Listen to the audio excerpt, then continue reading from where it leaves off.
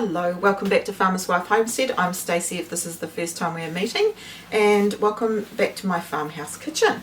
Today this has been a requested video and I got a lot of comments on my how to make an omelette video, and so I decided to make my own. A lot of people didn't even know what this was, so I put some beetroot chutney. Well, it's called beetroot chutney and it's by this brand here, and it's my favorite.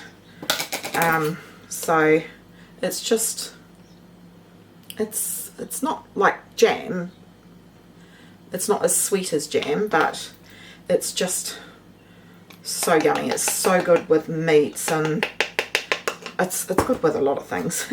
As I said, I like to have it with eggs. I love them with sausages or on burgers, things like that. So you know me, I've decided to make my own. So I did, and I am so happy with it. Here is my home can version. My chunks are slightly chunkier, but as you can see, it's very, very similar. So we're going to make it today. I'm going to put that aside and let's get straight into it. So the first thing you're going to need is some beetroot. So these were on special. I managed to get them for $2.99 a kilo, which is a fantastic price. The other lot that I made up was $5.30 a kilo. So this I should have got more. So I don't know. I've got maybe roughly a kilo.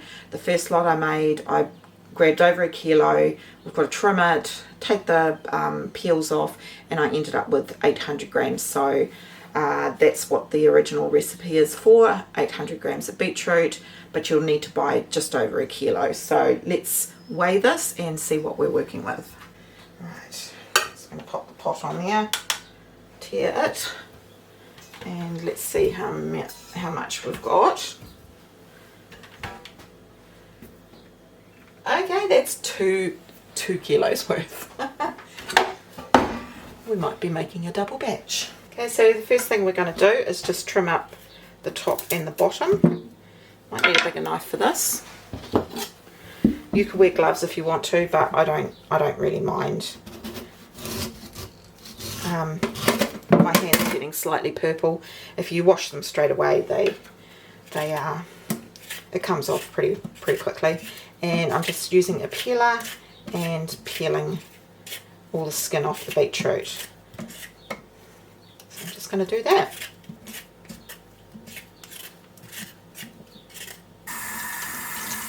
Just give it a good wash. Now I dare say that they were on special because they are quite large, and you don't really want them too big, because the bigger they get, the more woody and tough they get. But this was about the size that I used last time, and we're now going to dice them up. First of all, I'm going to weigh it. So I've grabbed a bowl. Turned it off. Now I'm just going to, before cutting them up, I'm just going to weigh it again and see how much I've got. So we're at pretty much 1.5 kilos. I'll put how many pounds that is up here. Okay, so I'm just going to start dicing it up pretty small, and I'll show you how I do that. I'm just going to pop the knife through, and then I'm going to do slices.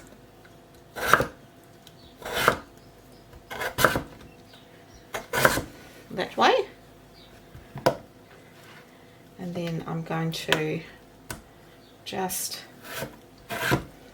dice them.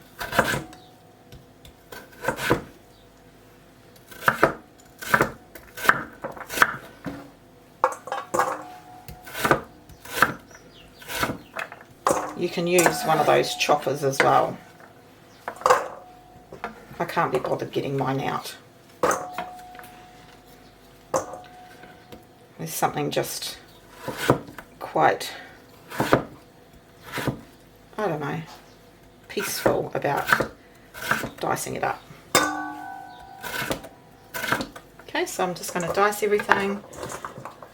So roughly the size. Okay, nice big bowl of beetroot, and I've now got 2 sort of medium to large size onions, and I'm going to cut them up. Actually, I might grab one more.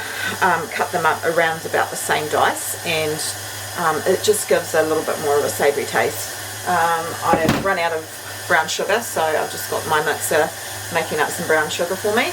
And speaking of brown sugar, the next ebook will be ready soon. Hopefully it'll be ready next week, and it is all about the home pantry and making staples yourself and saving a lot of money. So there's 16 recipes, so a much bigger book than what the last one was, and it's all full of you know, things that I've shared, and really handy tips and tricks, and I really think you're going to love this new ebook.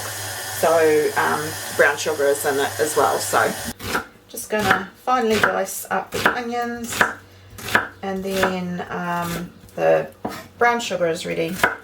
We're going to do some vinegar, some sugar, and a few other ingredients, but it's very minimal ingredients.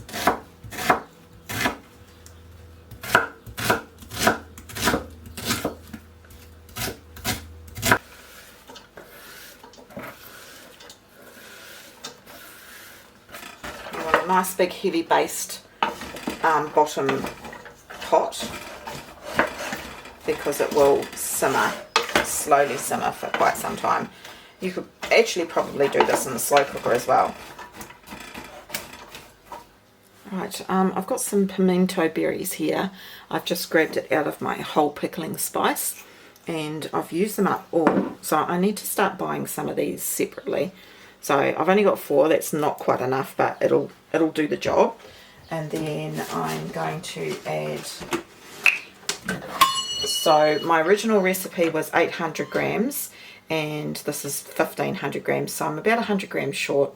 So I was going to sort of roughly double the recipe.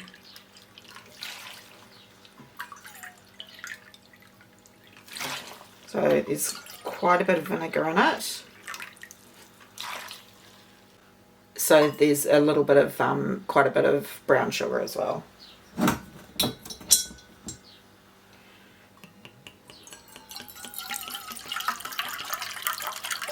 This is just white vinegar.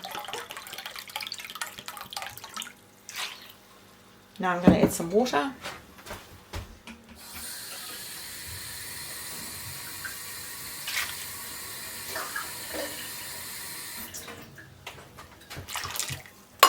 Haven't even turned it on.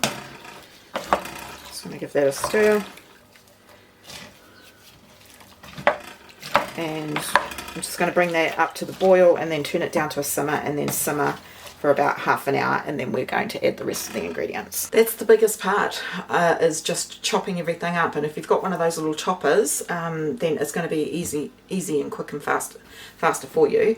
I suppose you could do grated, but it's not going to be the same texture, so I wouldn't recommend it. Just take the time to do it, and you know, this is going to last on the shelf for ages. So now it's just a case of simmering it, and we'll add the sugar a little bit later because I don't want, you know, to scorch or anything like that.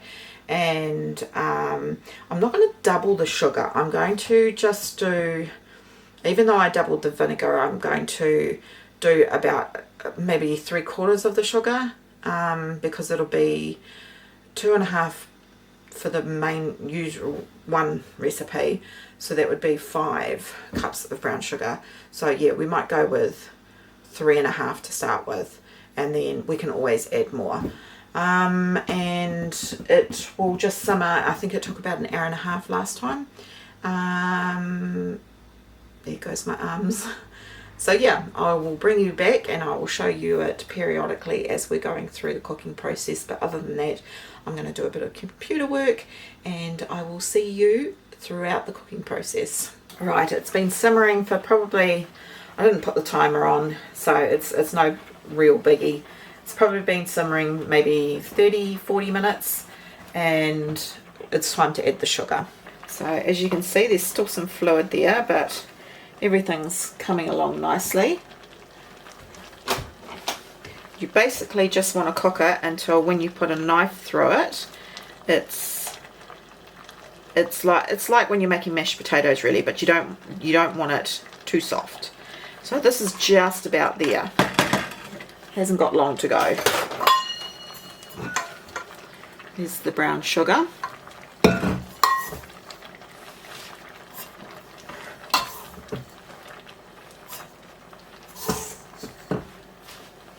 Now it's quite a big batch, so instead of the 5 we're starting with 3, and we'll just let that cook for a little bit, and then I'm going to test it and see if it needs any more.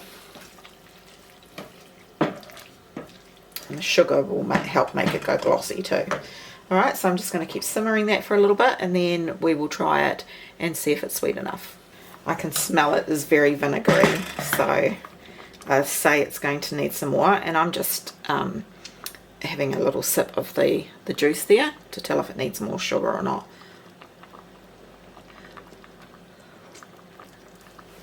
Whew, it does. So I'm going to go with another cup. So we've still got 1 more cup to go if I was to follow the original recipe. So there's 4 cups of vinegar in here, so it probably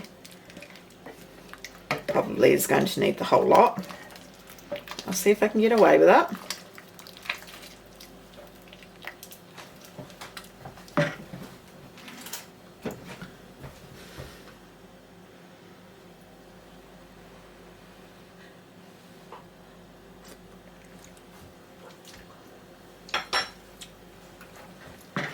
Better, but no. It needs the full amount. If you wanted to, you could try and have a little bit less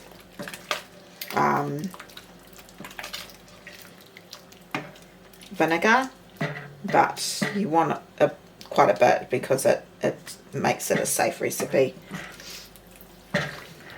Now let's have a feel and see if this is ready.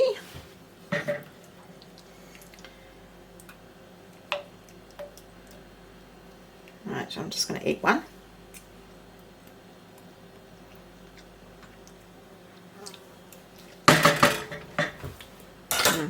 It's got a slight bite, so that's perfect. Now I'm just going to bring this back up to the simmer. Just to make sure that that sugar is nicely dissolved, and then we're going to thicken it. Right, so it's now ready, and you just make it to the sweetness or the tartness that you like. It will mellow out, so even though it's tart, still tart now, in a couple of weeks that vinegar will mellow out, so don't be tempted to over sweeten it. I've got some corn flour and some water, and I'm just going to thicken it up. I've got some jars in the dishwasher that are getting washed, and they will be nice and hot, and then we will put the beetroot relish into the hot jars, and then the first batch I did, I've just chucked them because I got almost 3 pints and or 500 mils, and I've just popped them in my fridge because I just couldn't be bothered water bath canning them. But today we'll water bath can them. It's a safe recipe. You technically, Kiwis wouldn't water bath can them. They would just pop the lids on, and the lug lid will, or any lid will seal from the heat. But I'm just going to, just for precaution, just chuck it in the canner for 10 minutes and water bath it for 10 minutes, or in my case I'll steam can it. But you can it up using the directions of your canner or water bath canner, or if you don't want to water bath it, you don't have to. As long as everything is hot, everything is clean, then you can tighten the lid, and then the lid should suck down. Okay. I'm kind of tempted to do myself. it's safe. This is a practice that we do in this country, is stuff like relishes, chutneys, jams. They are high sugar content and high vinegar content, and it is therefore safe to preserve them without going the extra step of water bath, steam canning or pressure canning. People have been doing it for generations, so this isn't so much of a how-to, so it's up to you how you do it. If you don't have the equipment, then it's fine just to pop them into jars and then pop them in the fridge once it's cooled down, and it will stay in your fridge for months and it will be just perfectly fine. Alright, so I'm just going to thicken this up and then we will practically be done. So I've just got the water and the corn flour, and I'm just going to thicken it up. So let's do that together. Right, depending on how long you've actually been simmering it for, you may or may not need all of the corn flour. So just steady stream, give it a really good stir so you don't get any clumps. So you may or may not have to add more than what the recipe says, and as I said, it just depends on, you know, how long you've been cooking it for, simmering it for, and how much is evaporated. But you want a really nice thick relish, but of course it will thicken on cooling.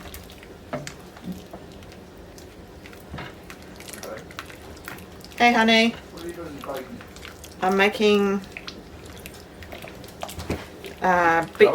beetroot relish on video. Hello video. Well, you haven't heard that voice in a while. That is the elusive husband. Do you like beetroot relish, hon? On a lamb roast. On a lamb roast. On the side. Yeah. Or sausages. I know, that's probably my favourite, is to have it with sausages. And when we first met, I remember you used to make me the most amazing omelettes, like the best omelettes, even better than mine, and you would always put a side of beetroot relish on it for me. How long since I made those for you? 8 years. That's my honey trap. So, yeah, I can tell. I can tell. It worked. That and your burgers. It's still got to do your burgers. Just a quick hello. Just walked away from this, which was silly. It's fine, it's not burnt. But can you see how nice and thick that is? It's very glossy, and that'll thicken up even more. Right, I'm just going to turn it off, take it off, and can it up. Okay, so as I said, I'm absolutely pooped now. 4 hours in the garden was probably too long, but I got a lot done. One other thing, what was it? I want to do a Q&A. I'm going away for about a week and a half to see family, and I'm doing some videos beforehand so that I can still keep up with my upload, so you've still got something from me, but so that I can have an actual proper week off. And I know I had a week off in September, but I ended up moving my daughter and son-in-law, and I'm moving another daughter and son-in-law as well. Not a lot. I won't be doing a lot. I will probably be playing nanny and looking after my grandkids, so that'll be fun for me. And so yeah, so the uploads will stay the same, but I want to do a Q&A because I need to film 6 videos between now and Tuesday, and today's Friday. So a Q&A would be a nice easy video for me to sit down, and we haven't done one for ages, so if you want to leave any questions, please leave them in the comment section and I will look through the questions. I don't mind, ask away. If I don't want to answer something, I just won't answer the question. And I'll also put a blog post up and get some questions there as well. So yeah, ask away, and it's a great way to, I like to do them a couple of times a year, and it's a great way for you to ask. It can be a cooking question, it can be a question about me, it can be like I said, anything. So yeah, please leave a comment below and I will film that one shortly. Alright, I already showed you the end product at the start of the video. Trust me, it is a beautiful, easy recipe, and I hope you try it and let me know. Alright, thanks for being here, and I'll see you on the next one hopefully. Alright, bye for now. This is bye from one tired Stace.